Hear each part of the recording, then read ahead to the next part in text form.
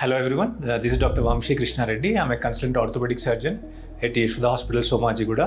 I'm a consultant orthoplasty, arthroscopy and trauma surgeon. ఈ రోజు నేను వయసు పైబడ్డ వాళ్ళలో భుజం నొప్పి గురించి కారణాల గురించి మాట్లాడతాను. సో ముఖ్యంగా ఈ భుజం నొప్పితో పాటు స్టిఫ్నెస్ అంటే భుజం బిగుసుకుపోవటం జరుగుతుంది. సో నొప్పి బిగుసుకుపోవటం అనేది ఈ వయసు పైబడ్డ వాళ్ళలో దీన్ని ఫ్రోజన్ షోల్డర్ అంటాం.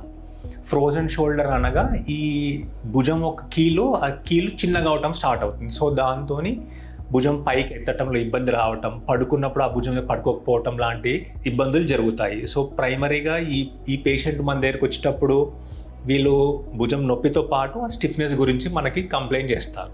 సో మోస్ట్లీ ఈ ఫ్రోజన్ షోల్డర్ అనేది చాలా మటుకు డయాబెటీస్, షుగర్ వ్యాధి ఉన్న పేషెంట్లలో కామన్గా చూస్తుంటాం. అట్లాగే వయసు కూడా ఒక రిస్క్ ఫ్యాక్టర్. షుగర్ ఉన్న వయసు పైబడ్డ ఈ ఫ్రోజన్ షోల్డర్ వచ్చే ఛాన్స్ ఉంటుంది పేషెంట్కి. సో దీనివల్ల చాలా సివియర్ లిమిటేషన్ అంటే ఎక్కువ పనులు, తన డ్రెస్సింగ్ కానీ, కోమింగ్ కానీ, ఏదైనా పైన వస్తువు ఏదైనా పైకి రీచ్ అవ్వడానికి, భుజం పైకి ఎత్తడానికి ఇబ్బంది జరుగుతుంది. సో దీనికి ఫిజియోథెరపీ ఒక ట్రీట్మెంట్ ఇస్తాము. దాంతోపాటు ఆర్థ్రోస్కోపీ అంటే కీ హోల్ సర్జరీ ద్వారా వెళ్ళి ఆ జాయింట్ని మళ్ళీ బెలూన్ లాగా ఇన్ఫ్లేట్ చేస్తాం. సో హైడ్రోడైలటేషన్ ఈ హైడ్రోడైలటేషన్ చేయటం వల్ల ఏం జరుగుతుంది అంటే కీలు మళ్ళీ మునుపటి ప్లేస్ దానికి లభించటం వల్ల మూమెంట్ ఫ్రీ అవుతుంది. కాకపోతే పేషెంట్ ఒకవేళ షుగర్ ఉంటే మళ్ళీ షుగర్ని కంట్రోల్ పెట్టుకోవడానికి తన వంతు సహకారం అవసరము.